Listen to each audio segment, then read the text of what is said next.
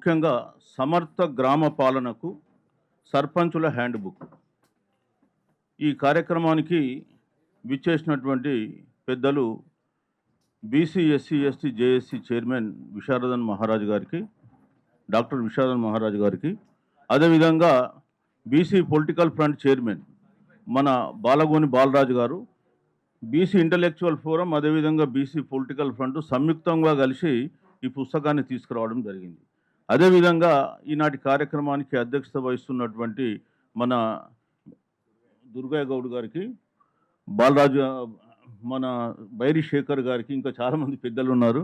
అదేవిధంగా ఐలి వెంకన్న గారు, శ్రీకాంత్ గారు, తర్వాత మన ఎర్రమాద వెంకన్న గారు, ఇంకా చాలామంది అశోక్ గారు పెద్దలు ఉన్నారు. అందరికీ ప్రతి ఒక్కరికి కూడా పేరు పేరున నా యొక్క నమస్సుమాంజాలు. చాలా సంతోషం మీరు పెద్ద ఎత్తున విచ్చేసి పుస్తక ఆవిష్కరణ కార్యక్రమంలో పాల్గొనడం. ముఖ్యంగా ఈ పుస్తకం ఎందుకు రాయాల్సి వచ్చింది అనేటువంటి ఒక బ్యాక్గ్రౌండ్ మనం ఆలోచిస్తే, ఈసారి తెలంగాణలో బీసీ వాదం, బహుజనవాదం పుణ్యమా అని చెప్పేసి పెద్ద ఎత్తున సర్పంచులు, బడుగు బలహీన వర్గాల సంబంధించినటువంటి వాళ్ళు ఎన్నిక కాబడ్డారు. అందులో కొద్దిమందికి ఈవెన్ చదవడం రాయడం కూడా తెలిసి ఉండకపోవచ్చు. కానీ ఇవాళ జనరల్ స్థానాలలో, అంటే జనరల్గా రిజర్వ్ అయినటువంటి 5,600 స్థానాలలో సుమారు 3,600 స్థానాలు బీసీలు గెలుచుకోవడం జరిగింది, బహుజనులు గెలుచుకున్నారు. కాబట్టి పెద్ద ఎత్తున బహుజనులు ఇవాళ ఉన్నారు. ఓసీలను కేవలం 14% రిస్ట్రిక్షన్ చేయడం జరిగింది. 86% జనాభా ఈ తెలంగాణ రాష్ట్రంలో 86% జనాభా బీసీ ఎస్సీ ఎస్టీలది ఉంది. మొన్న జరిపినటువంటి కులగణన ప్రకారం కూడా 86% జనాభా బీసీ ఎస్సీ ఎస్టీలకు ఉంది. సో 86%కు 86% ఈరోజు బీసీ ఎస్సీ ఎస్టీలు తమ జనాభా దామాషా ప్రకారం ఈరోజు సర్పంచ్ పదవుల్ని సంపాదించుకోవడం జరిగింది. అది సంతోషకరమైన విషయం. మరి ఇంత పెద్ద ఎత్తున బీసీ ఎస్సీ ఎస్టీలు వచ్చినప్పుడు మరి పరిపాలన వాళ్ళకు అనుభవం తక్కువ కాబట్టి వాళ్లకు ఆ ఇంగ్లీష్ పుస్తకాలు తీసుకొని చదవాలంటే కష్టమైద్ది. తర్వాత కొన్ని ఇంగ్లీష్ను తెలుగులోకి తర్జుమా చేసిన వాళ్ళు ఐజిటీజ్గా ట్రాన్స్లేట్ చేయడంతో కూడా దాన్ని అర్థం చేసుకోవడం ఇబ్బంది అవుతుంది. సో అందుకొరకే సింపుల్గా ఎక్కువ పేజీలు లేకుండా కేవలం 24 పేజీలతోటి ఈ పుస్తకాన్ని విడుదల చేయడం జరుగుతుంది. ముఖ్యంగా ఇందులో మేము చెప్పిన అంశం ఏంటంటే, ఇవాళ భారత రాజ్యాంగం యొక్క ఆత్మ ఏంటంటే ప్రియాంబుల్, భారత రాజ్యాంగం యొక్క పీఠిక, అది భారత రాజ్యాంగం యొక్క ఆత్మ. ఆ ఆత్మ ఏం చెప్తుంది? దేశంలో అందరూ సమానులే, సామాజిక న్యాయం, ఆర్థిక న్యాయం అందరికీ అందాలి, రాజకీయ న్యాయం, సామాజిక, రాజకీయ, ఆర్థిక న్యాయం అందరికీ అందాలి. అదేవిధంగా ఈ దేశంలో నిరుపేదలు ఉండకూడదు.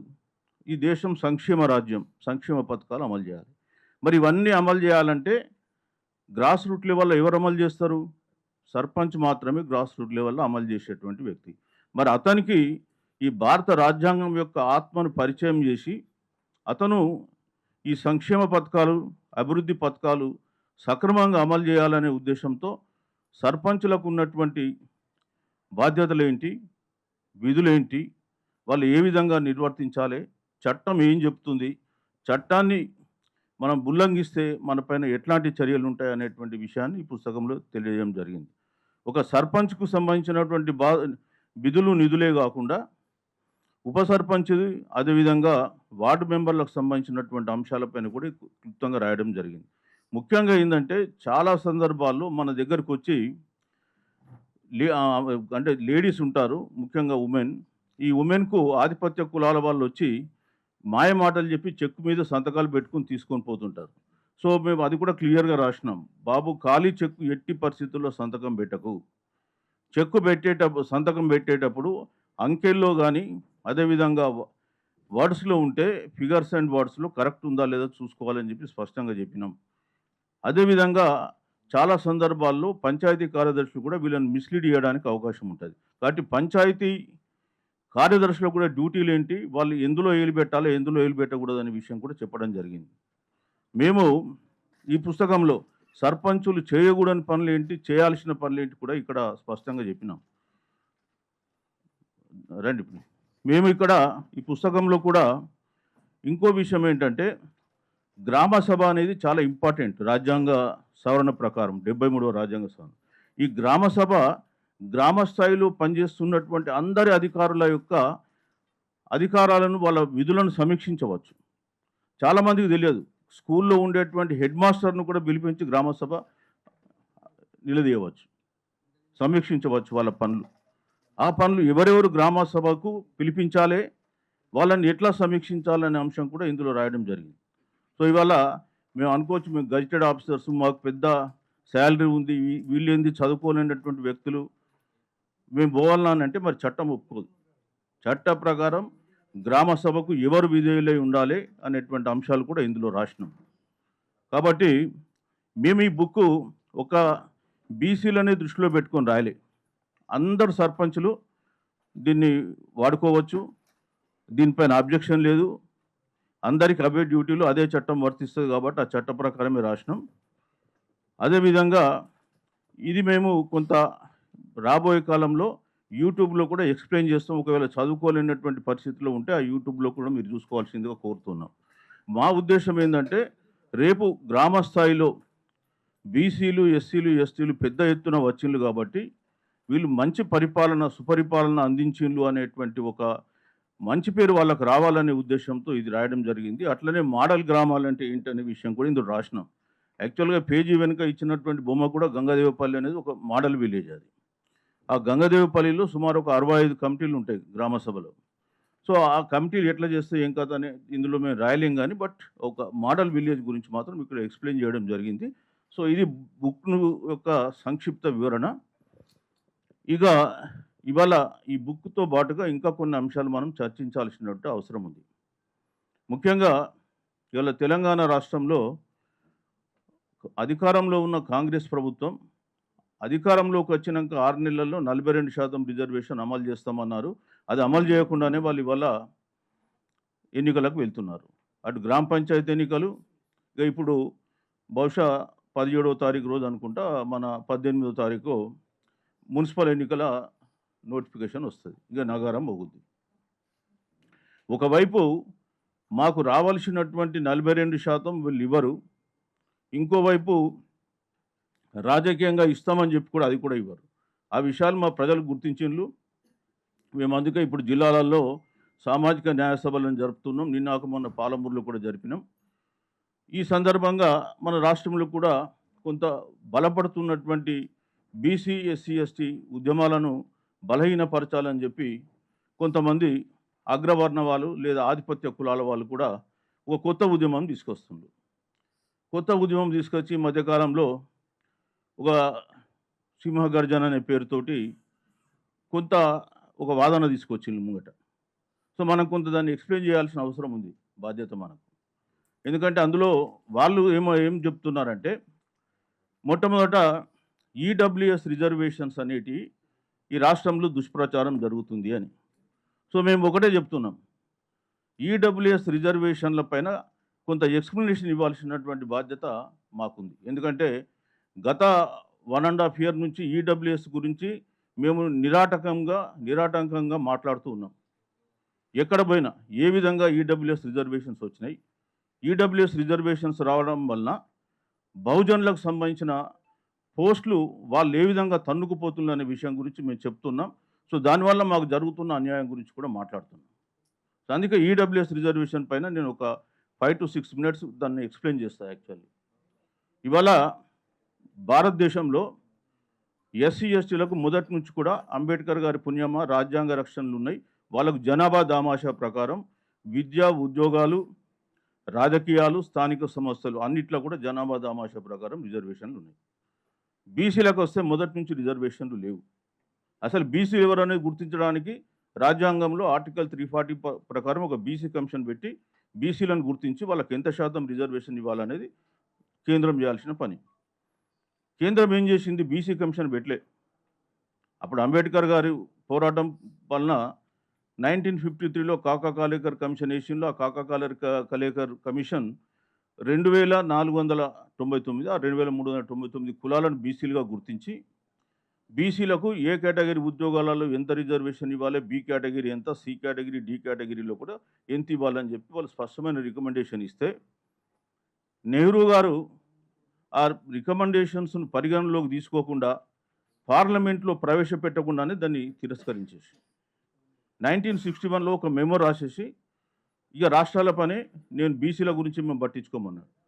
కాంగ్రెస్ ప్రభుత్వం మళ్ళా బీసీల గురించి మాట్లాడితే పాపం ఏమైపోయింది, 1955లో ఈ కాకా కాలేకర్ కమిషన్ రిపోర్ట్ పోయింది.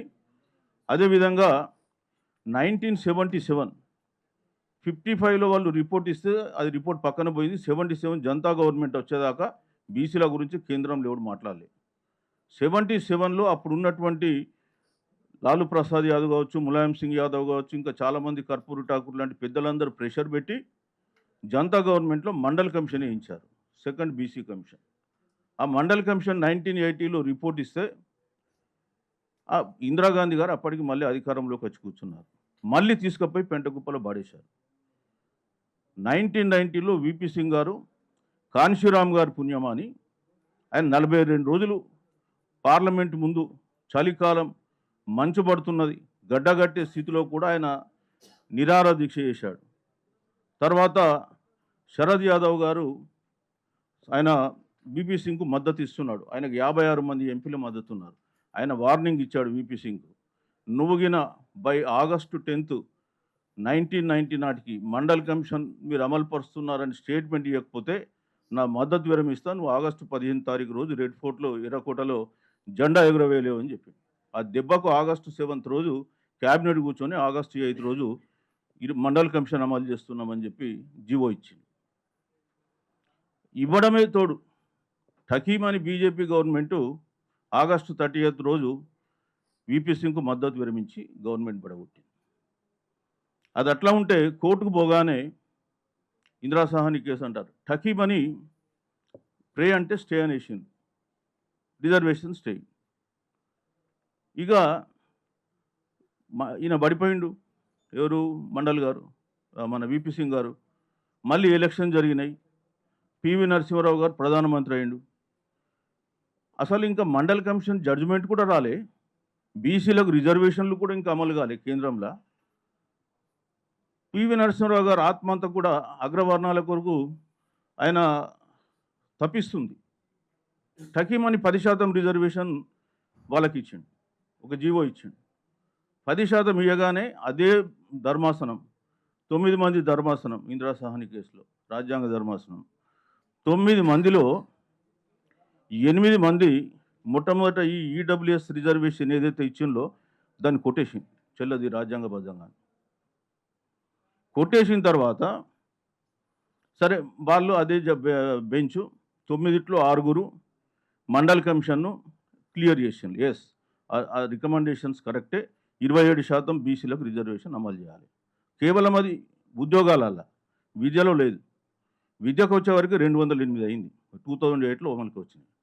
ఇది మనకు బీసీలకు ఉన్న రిజర్వేషన్.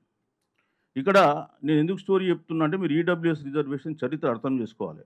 మనకు రాకన్న మొదలే వాళ్ళు తెచ్చుకున్నారు. 1991లో పివి నరసింహారావు కోర్టులు కొట్టేసినాయి. ఇక ఇప్పుడు వాళ్ళకి వేరే మార్గం లేదు కదా. అందుకని ఏం చేసిండ్రు, 2005లో మన్మోహన్ సింగ్ ఉన్నప్పుడు ఒక కమిషన్ వేసిండ్రు, జస్ట్ అతను మేజర్ సిన్హా కమిటీ అని. ఆ మేజర్ సిన్హా కమిషన్ ఏం చేసిండ్రు, వాళ్ళంతా స్టడీ చేసి ఒక రిపోర్ట్ ఇచ్చిండ్రు. కానీ ఆ రిపోర్ట్లో ఎక్కడ కూడా వాళ్ళు ఓసీలకు 10% ఈడబ్ల్యూఎస్ రిజర్వేషన్ ఇవ్వాలని చెప్పి రాయలే. దీన్ని మభ్యపెట్టి 2019లో ఇప్పుడున్న బీజేపీ గవర్నమెంటు 103వ రాజ్యాంగ సవరణ అనేది ఒక సవరణ చేసి రాజ్యాంగంలో ఆర్టికల్ 16(6) అని అందులో పెట్టి ఇప్పుడు ఆర్థికపరమైన రిజర్వేషన్లు చట్టబద్ధం అన్నారు. దానిపైన సుప్రీంకోర్టుకు కొందరు ఛాలెంజ్ చేసిండు. ఆల్రెడీ 9 మందితో ఈ కేసు కొట్టేసిండు, 9 మందిలో 8 మంది కొట్టేసిండు. ఇప్పుడు 5 బెంచ్కు వెళ్ళింది. 5 బెంచ్లో ఆ జడ్జెస్ ఉన్నారు, నేను చదువుతూ విన్నాను. ఈ 5 జడ్జిలు సుప్రీంకోర్టు చీఫ్ జస్టిస్ లలిత్, అదేవిధంగా ఇంకొక అతను భట్ ఉన్నాడు, ఇద్దరు సీనియర్ జడ్జిలు. ఇద్దరు సీనియర్ జడ్జిలు ఆపోజ్ చేసిండు, ఇవ్వడానికి వీల్లేదని, ఈడబ్ల్యూఎస్ ఎట్లు ఇస్తామని. వాళ్ళు ఇద్దరు ఆపోజ్ చేస్తే జూనియర్ జడ్జిలు జస్టిస్ మహేశ్వరి, బేలా త్రివేది, ఫరీద్వాలా, ఈ ముగ్గురు ఓకే చేసిండు. ఇప్పుడు ఆ చట్టం చెల్లుతుంది. మీరు అర్థం చేసుకోవాల్సిన అంశం. వాళ్ళు తెచ్చింది వారం రోజులల్ల 2019 జనవరి 7 రోజు కేబినెట్ ఆమోదం, 8 లోక్సభ, 9 రాజ్యసభ, 11వ తారీఖు రాష్ట్రపతి ఆమోదం, అదే రోజు జీవో 14వ తారీఖు నుంచి దేశవ్యాప్తంగా అమలు జరిగింది. ఇది దీని చరిత్ర. ఈడబ్ల్యూఎస్ ఇదే రిజర్వేషన్ల మీద మీరు చూస్తే అంతకుముందు ఆర్ఎఫ్ నారిమన్ అని ఒక జడ్జి ఉండే, సుప్రీంకోర్టు సీనియర్ జడ్జి. ఆయన 2020లో ఇది 2024లో కేరళకు వచ్చి కృష్ణ మెమోరియల్ అని కృష్ణ అయ్యర్ అని సుప్రీంకోర్టు జడ్జి ఉండే, చాలా మంచి ఫేమస్ జడ్జి కేరళ నుంచి. ఆయన మెమోరియల్ కొరకు ఒక స్పీచ్ ఇవ్వమంటే వచ్చిండు. ఆయన వచ్చేసినప్పుడు ఆ స్పీచ్లో ఆయన ఇస్తుండే ఇక్కడ సుప్రీంకోర్టును ఎంత తిట్టాలో అంత తిట్టిండు. ఎట్లా ఇస్తారు వీళ్ళని? ఆయన జడ్జిమెంటు అంటే ఆయన ఈ స్పీచ్ ఒక 1 hour 10 minutes ఉంటుంది. ఇందులో ఆయన క్లియర్గా మాట్లాడిండు, ఈడబ్ల్యూఎస్ కంప్లీట్గా సుప్రీంకోర్టు రాంగ్ డైరెక్షన్లో ఇచ్చిండు అని. సో మీరు కూడా ఎప్పుడన్నా వీలుంటే చూడండి. ఇది మీరు అట్లాంటి నేపథ్యంలో ఇంకా అదొక నేపథ్యం. ఇక పోతే ఆర్టికల్ 16(6) వీళ్ళు ఎమెండ్ చేసిండ్రు, 15(6) ఎమెండ్ చేసిండ్రు. చేసినప్పుడు అందులో ఏం రాసిండ్రు తెలుసా? అప్ టు 10% ఇవ్వచ్చు, మ్యాక్సిమం ఆఫ్ 10%, అంటే కంపల్సరీ 10% ఇవ్వాలని లేదు. సో దీనివల్ల ఏం జరిగింది? 10% థంబ్ రూల్ కాదు, కానీ కేంద్ర ప్రభుత్వం ఏం చేసింది? 10% కేంద్ర ప్రభుత్వ ఉద్యోగాలలో ఇచ్చింది. రాష్ట్ర ప్రభుత్వాలు 10% ఇవ్వాలని లేదు. కాబట్టి తమిళనాడు ఏం చేసింది? నేను అసలు ఇవ్వనని చెప్పింది. కొంతమంది కోర్టుకు పోయిండ్రు. కోర్టుకు పోతే కోర్టులో అఫిడవిట్ చేసిండ్రు వాళ్ళు, తమిళనాడు గవర్నమెంట్ మేము అమలు చేయమని. చచ్చినట్టుగా హైకోర్టు క్లోజ్ చేయాల్సి వచ్చింది. సిక్కిం గవర్నమెంట్ 5% ఇస్తుంది, అస్సాం గవర్నమెంట్ ఉద్యోగాలలో ఇవ్వదు. అదేవిధంగా మీరు ఛత్తీస్గఢ్లో కూడా వాళ్ళు 4% పెట్టిండ్రు స్టార్టింగ్. తర్వాత మళ్ళీ ఆ గవర్నమెంట్ పోయినాక వేరే గవర్నమెంట్ వచ్చినాక మళ్ళీ 10% చేసిండ్రు. ఛత్తీస్గఢ్లో మొదలు కాంగ్రెస్ ఉంటే తర్వాత బీజేపీ వచ్చింది. అది పరిస్థితి. ఇవాళ 10% ఇవ్వాలని చట్టబద్ధంగా ఎక్కడ లేదు. రెండోది, పక్కనున్న కేరళ కానీ కర్ణాటక కానీ, కేరళ వాళ్ళు ఏం చేసిండ్రంటే ఒక కమిషన్ వేసిండ్రు. ఆ కమిషన్ వేసిన దాంట్లో ఆ కమిషన్ రికమెండేషన్లో వాళ్ళ దగ్గర నిజంగా కూడా ఏంటంటే ముస్లిం పాపులేషన్ ఎక్కువ ఉంది కాబట్టి వాళ్ళందరూ అందులో కవర్ అవుతారు. సో వాళ్ళు ఏం చేసిండ్రు, మొత్తం స్టడీ చేసి 10% అమలు చేస్తున్నారు. కర్ణాటకలో ఏం చేసిండ్రు, 4% ఉన్న ముస్లిం రిజర్వేషన్ను ఇందులోకి తీసుకొచ్చేసి వాళ్ళు అమలు చేస్తున్నారు. అసలు తెలంగాణలో ఏ కమిషన్ లేదు. అసలు తెలంగాణలో ఇవాళ మన రేవంత్ రెడ్డి గారు సర్వే ప్రకారం 86% బీసీ ఎస్సీ ఎస్టీలు ఉంటారు. ఆయన సర్వే ప్రకారం 86% పోతే 14% ఓసీలు. ఈ 14% ఓసీలో కూడా 3% మంది బయట రాష్ట్రాల వాళ్ళు, మన తెలంగాణ వాళ్ళు కూడా కాదు. అంటే 10% ఉంటే అంతకంటే ఎక్కువ ఉంటారు. ఇందులో ఈడబ్ల్యూఎస్ ఎంతమంది ఉంటారు? ఎకనామికల్గా వీకర్ సెక్షన్స్ తీసుకుంటే 4% కూడా ఉండరు. కొన్ని 5% వేసుకో. మరి వల్ల నేను 56% నువ్వే చెప్పినావు. 56% ఉన్న వాళ్ళకి 29% మీరు అమలు చేస్తుండ్రు. మరి మీరు అన్న 5%, 6% ఉంటే ఎంత అమలు చేయాలి? అలా సగమే రావాలి కదా, 2 కానీ 3 కానీ రావాలి. మధ్యప్రదేశ్లోనేమో జనరల్ కేటగిరీలలో అమలు చేస్తుండ్రు. అంటే ఉద్యోగం నోటిఫికేషన్ ఇస్తే జనరల్ కేటగిరీలో ఒక 50 ఉంటే అందులో 10% ఉంటే 5% అమలు చేస్తాం. అది మధ్యప్రదేశ్లో జబల్పూర్ హైకోర్టు ఇచ్చిన తీర్పు. మరి ఇలా ఎవరి కోట ఎవరు తింటుంది ఈ రాష్ట్రంలో? ఇవాళ మనందరి మీద బాధ్యత లేదా? మనం కోర్టులను ప్రశ్నించొద్దా? బీసీ సంఘాలు మనం కోర్టుకు పోవాలి కదా. ఇప్పుడు మనం 10% జనాభా, 4-5% జనాభా ఉన్న వాళ్ళకు 10% ఎట్లా వస్తారు? మీ జీవన్ రెడ్డి గారే అన్నారు కదా, ఎమ్మెల్సీ గారు జగిత్యాల్లో, మేము 5% లేము, మాకు 10% రిజర్వేషన్ ఎట్లా ఇస్తారని. ఇవాళ ఏ ఎగ్జామ్స్ అన్నా చూడండి, అందులో వీళ్ళ కట్ ఆఫ్ మార్క్స్ చూస్తే ఈడబ్ల్యూఎస్లో ఎస్సీ ఎస్టీ ఉమెన్ కంటే తక్కువ మార్కులతో సెలెక్ట్ అవుతుంది. మన అశోక్ డాటా చెప్తారు, అందుకని మీకు లాస్ట్లో నా తర్వాత మాట్లాడమను. మరి ఇట్లాంటి పరిస్థితుల్లో మన 42% ఇస్తే వాళ్ళు కోట్లకు అడ్డుకుంటారు, ఇది రాజ్యాంగ విరుద్ధమని. మరి ఈ 10% ఎట్లా రాజ్యాంగ సమ్మతం? మనం ఎందుకు దాన్ని ప్రశ్నించద్దు? ఏంది బీసీ సంఘాలు ఎందుకు బయటపోతున్నాయి ఆలోచిస్తలేవు ఇవి? సో మేమేమంటున్నామంటే 100% రాబోయే కాలంలో దీనిపైన లీగల్ బ్యాటిల్ చేస్తాం. మీరు గుర్తుపెట్టుకోండి. ఇప్పటిదాకా మేము 42% సాధన మీద దృష్టి పెట్టినాం. 42% సాధన మీద దృష్టి పెడుతూ కూడా ఈ 10% ఈడబ్ల్యూఎస్ రద్దు కొరకు ఉద్యమిస్తాం. అది కూడా గుర్తుపెట్టుకోండి. ఇప్పుడు ఈ రాష్ట్రంలో మెజార్టీ బీసీ ప్రజలు వాళ్ళ హక్కుల్ని కోల్పోయి నిస్సాయులుగా చూస్తూ ఉంటే మరి చదువుకున్నటువంటి సమాజం ప్రశ్నించకపోతే ఏం చేస్తుంది? బీసీ సంఘాలు ప్రశ్నించకపోతే ఎట్లా? ఇవాళ ఏ ఎగ్జామ్ జరిగినా బీసీ బిడ్డలకు, ఈ ఎస్సీ ఎస్టీల బిడ్డలకు కూడా అది అందరికీ వర్తిస్తుంది. వాళ్ళందరూ కూడా అన్యాయం అవుతుంది. సో అందుకనే మేము ఈరోజు ఈ పుస్తకావిష్కరణ సందర్భాన్ని పురస్కరించుకొని ఆ ఈడబ్ల్యూఎస్ రిజర్వేషన్ ఎజెండా ఐటమ్ రాబోయే కాలంలో రాష్ట్ర వ్యాప్తంగా పెద్ద ఎత్తున టేకప్ చేస్తామని చెప్పి తెలియజేస్తున్నా.